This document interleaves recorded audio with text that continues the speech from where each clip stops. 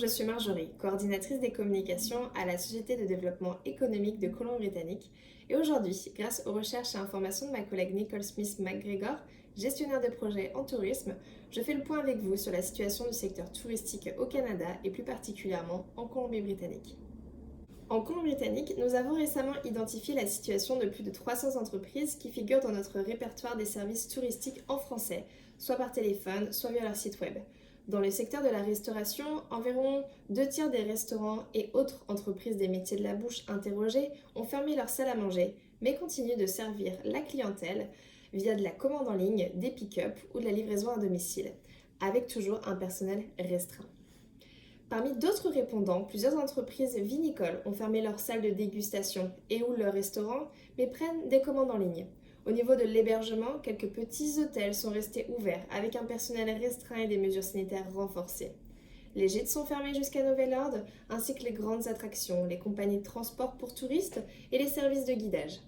Les compagnies offrant des services de plein air en général et sportifs en particulier sont fermées, mais certaines prennent quand même des réservations pour juin, au plus tôt, en espérant que la reprise sera effective à ce moment-là. Selon les rapports et statistiques en cours, c'est le secteur de l'hôtellerie qui est actuellement le plus impacté. La plupart des établissements de grandes chaînes hôtelières et autres hôtels indépendants sont fermés. Dans certaines villes et régions de la Colombie-Britannique, l'occupation actuelle est inférieure à 10%, alors qu'une douzaine de nouveaux hôtels sont en construction à travers la province, totalisant de plus de 1100 chambres.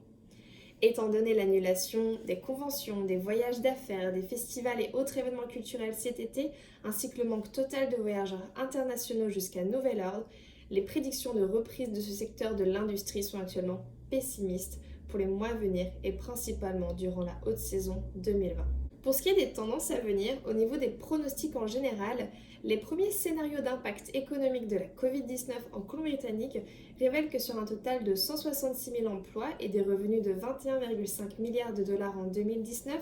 l'industrie touristique pourrait perdre de 75 000 à 147 000 emplois et de 9,8 à 19 milliards de dollars en 2020.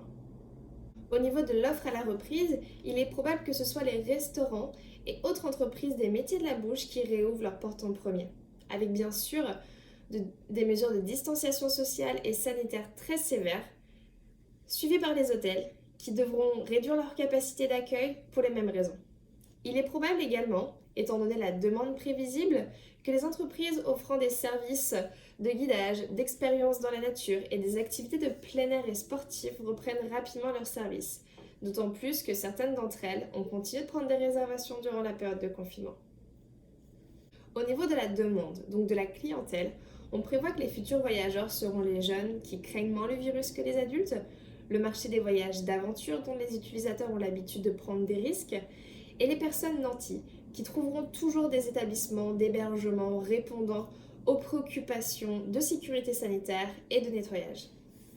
Comme mentionné auparavant, de nombreuses entreprises du secteur touristique ont revu leur activité pour s'adapter à la crise. C'est notamment le cas des restaurants et des entreprises des métiers de bouche qui continuent à offrir leurs produits par commande et livraison avec une réduction des employés. Certaines distilleries se sont reconverties temporairement dans la fabrication de produits sanitaires comme les gels hydroalcooliques,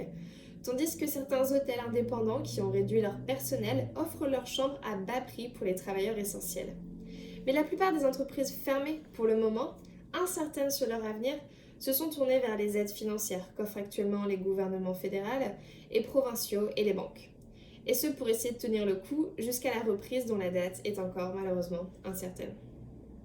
Les ressources pour les entreprises de l'industrie touristique ne manquent pas, que ce soit pour s'informer sur l'évolution de la situation ou pour trouver des aides financières et autres qui sont actuellement accessibles. Par exemple, le site du gouvernement fédéral et provincial, l'Association de l'industrie touristique du Canada et son équivalent en Colombie-Britannique, les ressources humaines du tourisme, le site web des organisations et associations provinciales spécifiques, Destination Canada et son équivalent en Colombie-Britannique Destination BC, ainsi que les autres organisations et promotions de la destination régionale et locale, dont la plupart ont une rubrique spéciale Covid-19 fournissant conseils et recommandations pour le futur.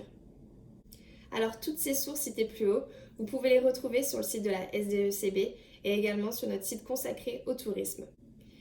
À la SDECB, nous nous sommes adaptés face à la crise et nous proposons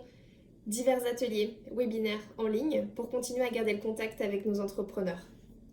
On partage également des informations sur notre page dédiée au Covid et à travers nos infolettes qui sont hebdomadaires. N'hésitez pas à nous contacter si vous avez des questions, à consulter notre site internet www.sdecb.com